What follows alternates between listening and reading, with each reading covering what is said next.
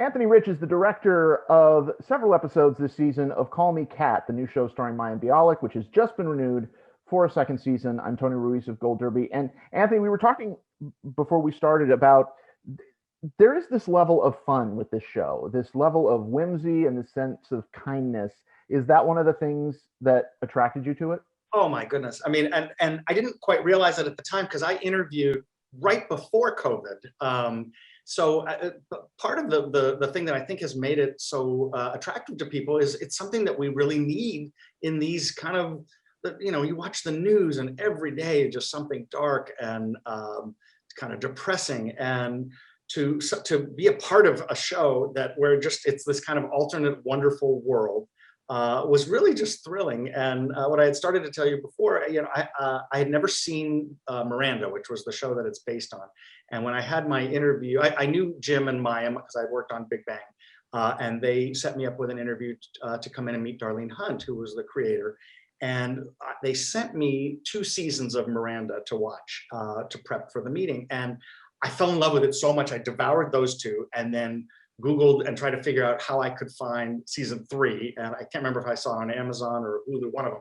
And then I found there was a 4th season, which was really 2 specials. And so when I walked into that interview, which was the Tuesday before the entire world shut down. So it was literally one of the last things. I was just buzzing just to kind of be a part of it and talk about it. And just, the original Miranda show is laugh out loud funny. And, I've known Mayim for years, and just envisioning her in this role just gave me goosebumps. And then when I actually got to go do it, she just exceeded all expectations. And it's that buzzing kind of feeling that you were talking about. It was just magical. And we didn't start until, I guess they shot the pilot in October of 2020. And so I did the first 2, even though my second one aired somewhat later. I think it was the 5th or 6th. And then I did the finale. But those first 2 were in November, right? As the numbers were starting to climb. I also came down with the nastiest bronchitis. It lasted for 10 weeks, but I had multiple COVID tests before I could go. And there's nothing like walking onto a stage and telling the cast and the crew, okay, I know I'm coughing probably 10 times a minute. Just know it's not COVID. And those first couple of weeks, I was so sick, but cleared, and I had to go to the motion picture hospital and get checked out and make sure that Warner Brothers had to sign off on everything. And so I got a clean bill of health. They're like, no, he's not going to infect anybody. But while the rehearsals and the shooting were happening, it was this wonderful escape. Like, oh, I don't feel sick right now. And you just the energy of that cast. Like I said, I'd known Mayim for years, not just Big Bang. My father was a director and a producer as well, and he produced the original MacGyver. And I was a PA when I started at 17 on and off, and then after college was their 5th season, and I was working in LA, and the show shot in Vancouver, and Mayim had a recurring role on MacGyver. So I used to bring her plane tickets, and so I knew her from back then. We had this lovely reunion when she came to Big Bang. And then, we just became that Big Bang cast. I'm still close with all of them. Was just this magical experience, and that's a whole other thing.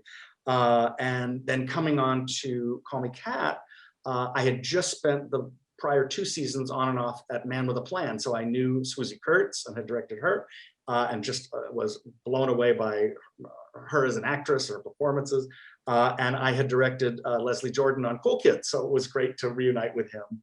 And then, of course, Cheyenne Jackson is unbelievable. My first episode at Call Me Kat, there's a wonderful duet where they're in the piano bar, and Mayim and Cheyenne I was setting a different scene, and they were kind of just rehearsing, and I just wandered over, and the music was so beautiful. I just sat down, and they said, "Oh, do you want to start?" I said, "No, just do your thing." And it was just like lightning in a bottle, and then Julian and Kyla are just spectacular, and getting to start the season with them and then come back and just see how they develop the characters. And I can't wait to find out they had started to kind of get together in the finale. So yeah, it's just just going to work, I just always would go to work with a huge smile on my face. And who gets to do that? What a treat. So yeah, it was magical. Well, what is it do you think about Mayim in the role of Kat? I mean, it just seems like a perfect vehicle for her. What is it about her in this role that you think speaks to people so much? It's interesting because when they were shooting the pilot, they set up this Teradek system where I could watch from home as I was preparing. Normally when you come onto a new show, you like to go to the run through. I always do my research and read, whatever scripts are available, whatever they let me be a part of. And so it was great. The line producers, Kelly Lee, is incredible. And she set up this whole system where, I could watch the quad, I could watch run throughs. And, knowing Mayim I was on Big Bang for all 12 years, and she was there for 10. I got to know her very well as a person. And what was interesting is, Kat is such a different character than Amy Farrah Fowler. And what I would see when I watched that run through on the Teradek, there's a smile that Mayim has that comes out in Kat that she has in her real life, and which was not there in Amy Farrah Fowler. Amy Farrah Fowler was amazing as well, but just such a wildly different character. And Mayim has this kind of playful, sparkly, impish side that really just kind of comes out. And it just, I don't know, I just started, my husband and I started watching the run through, and we're like, this show really has something, and it's her. I mean, it's who she is as a person. There's this kind of silliness, funness, when you just want to like sit down and talk to her, by the time I got to Call Me Kat 2, we had been so locked down. We really hadn't seen many friends or family. We'd had a couple of social distance things with neighbors, but getting to reunite with Mayim was like seeing an old friend, and really being on stage in person. We're like, we're not in a Zoom screen. We're actually in, we had to wear masks and shields and all of that stuff, but we were physically in the same place. So just spectacular. Well, and I've spoken to other people on the crew about the whole experience, because you guys really were in many ways one of the first shows to start production, when all these protocols were put in place. So on a multicam sitcom, which is used to having like, the live studio audience and things like that, not having that, I assume, was one barrier, but you had a lot of different barriers going into this. Well, and again, we had been personally so locked down. As I mentioned, I have yet to be in a restaurant since March 8th, 2020. It's coming. Our numbers are pretty low, and I'm vaccinated. I only just started going back to the supermarket. And so the idea of going to a stage, and there were a couple of sitcoms that started before us, so I got to ask around, but to wear the mask and the shield, and I have glasses. And so I thought, how the heck am I going to get through a 12-hour, in Kat's case, sometimes we do 14, 15-hour days with all this PPE on your face, and worried of, and that if you walked out of the stage, you had to go one direction. You could not drink water on stage. You couldn't eat anything on stage. You have to physically go off the stage. I felt very taken care of and very secure, because their protocols, Warner Brothers in particular, was very strict. I mean, you filled out an online thing and you had to show it on your phone to even get on the lot every day, and then the different zones and whatnot. So it was all of us were just trying to get used to the whole thing. And remarkably, after a few days, you just kind of did. I mean, I never quite got used to the glasses fogging up. That would be annoying, and trying to see the monitor in your shots. I haven't figured that one out either. No, and they have the sprays and all that, and that just streaks the glasses, so that made it even worse. But I think we all just dove in and got into it, and then you forget, and when you're laughing all day, that really helps. And also the crew that Kelly and Mayim and Jim and Darlene, everybody put together, that it was just a wonderful group of people that, these sitcoms as sound stages are like a little pressure cooker. So you really want to be with people that have good energy if you're going to be there 12, 14, 15 hours a day. And there were no divas. There was no, everybody just was there to play and work hard and bring their A game. And it was just great. They literally just picked up the show, and I'm presuming I'm going to get to come back. I really hope so, because I had such a good time there. So I'm hopeful. Well, the show has such a unique structure because it is, very much, there is a certain non-linear quality to some of the moments and these Right. and these little interstitials and these cutaways and things like that. So just from a logistical standpoint, is that challenging, or is that like a fun challenge to tackle that sort of Oh, thing? that's a fun challenge. Totally fun. And we did stuff like that on Big Bang all the time.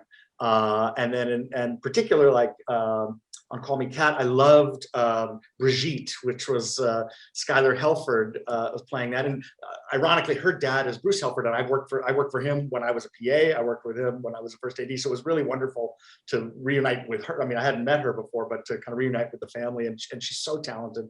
And that was really some of my favorite, those little moments between Kat and Brigitte. And you just have it, you set the frame. She'd either step in, step out, and then boom, and they're gone. And I also got to do a dream sequence episode where they're flying, and that was just a kick. So you're doing fun, interesting. I love the curtain calls at the end, and it's just dynamic. Yeah. Yeah, I can imagine that. I would. It is also such a colorful show, both metaphorically and literally. I mean, there's just so much color. It is that. Why do you think that seems to work so much in terms of the type of show this is, and the tone of the show is so unique? There's no real sarcasm or bitterness to it. It's just pure happiness. Why do you think that's so rare on sitcoms? Well, yeah, I can't speak to the global part of it. I can tell you why I suspect it did so well at this time and place is that we're in, and it's feeling like there's light at the end of the tunnel, so to speak. But we were in such a dark place where people literally were locked in and locked home and really couldn't go anywhere. And I think it just resonated. It was that, I mean, it certainly did for me. It was a wish fulfillment. Like, I want to go be in that cafe. I'm personally allergic to cats. So, and having, I had no issues because I had the mask and the shield. We'll see what happens when, down the line when there's no masks. But it just was a place you wanted to kind of be and hang out. And I think it was, like a wish fulfillment. And you just liked these characters. You just want to know more. I think it was a product of the time also, You of course, come from, certain television royalty with your father, John Rich, the Emmy-winning director.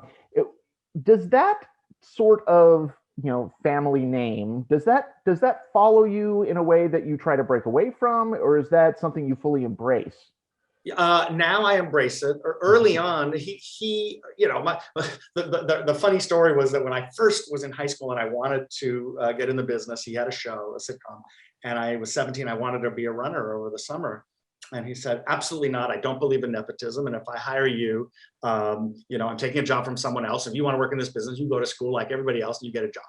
And my mother heard him say that to me, and she said, you have a show and your son wants to work on it and you are going to hire him. So my first job, he was forced to hire me. And it's an interesting two-edged sword because you end up having to work twice as hard because that you're only there because you're the boss's kid. And so when I graduated college, my first show in the Directors Guild as a second AD, I did work for him. And then after that, he kind of stopped working as much, and I was starting to build my own way. But I always had a personal point of pride that I'm going to earn this spot. And that's why I did want to, work harder and be prepared and show up prepared, because I didn't want anyone ever to say to me, oh, well, you're only there because, the boss hired you or whatnot. So it was really important to me to learn the craft. And, I spent years climbing the ladder, and it's been actually terrific because I walk on a soundstage and, I can look at a person and I know what their job is and I know if they're doing it well. Because 9 times out of 10 have probably done the job. And so it feels good knowing that. And my dad kind of retired. We don't really use that word, but right before I really started working a lot. And He did live long enough to see me direct. He came to the first 2 Big Bangs, which were terrific. Gave me notes afterwards, which of course, and I still feel him every once in a while. I'll hear his ear kind of giving me guidance. And but he was a magnificent teacher. So yeah, I'm proud of it. I'm proud of everything I learned from him. I'll tell you, equally incredible teacher was Chuck Lorre, who gave me my break. I had been the first AD on Big Bang from the beginning, and I asked in the 3rd season to be considered to direct in the 4th season. And put my name in the hat, and it came back that Chuck said, "I think it's a great idea. Sooner the better, and you're directing in 5 weeks." Suddenly, going from having being a first AD for years and years on a lot of failed sitcoms to suddenly directing the #1 show on television was a lot. And Chuck, in his way, took me under his wing, and I learned so much from that man. Probably even more about directing than my own father. And just being at Big Bang, and then he had me direct a few episodes of Mom, and it was a front row in a masterclass, and just watching what he can do with a line or a tweak or a blocking, it just was remarkable. So I had some really incredible teachers. I've been very, very blessed that way. Yeah. I love to talk about multi-camera sitcoms because I think it's such a wonderful medium that some people unfairly kind of crap on. What do you think it is about multicams that just make them so special? Well, I mean, if they're written right, think of like, my dad did All in the Family, and All in the Family was typically maybe I'm remembering what he would tell me. That it was 2 acts, 2 long scenes where they were just 4 people in a living room and telling wonderful stories and these jokes and stuff. And I remember Big Bang is a similar kind of situation. I remember people saying to me like, "Well, how hard can it be to direct 4 guys sitting around a couch?" And it's all about precision, and it's all about the music of the script and the scenes and how things unfold. And I think when it's done well, and it always starts, in my opinion, it's just right there with the words. If the script is solid, and then things just kind of fall into place. And I think there's something about that just really, it pulls you into the living room, so to speak. More so than even than other shows. I love watching multicams. I love watching period drama, all sorts of different things. But there is something about the music of a sitcom that is done really well, that I think is pretty special. I completely agree. I think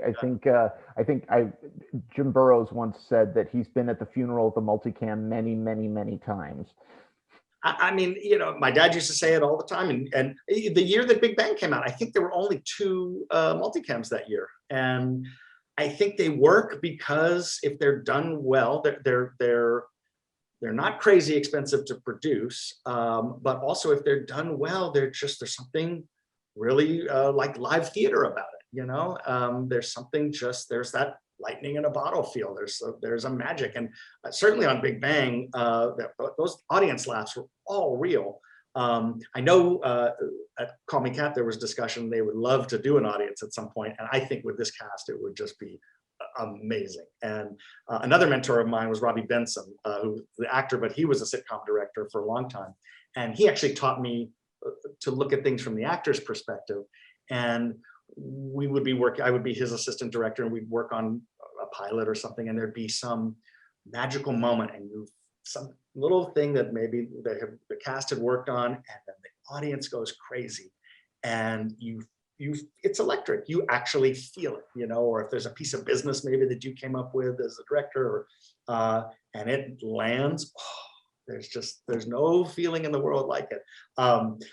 For me, when I would work with Chuck, if you did something in a run through that he found funny, he had this guttural laugh and he'd stomp his foot.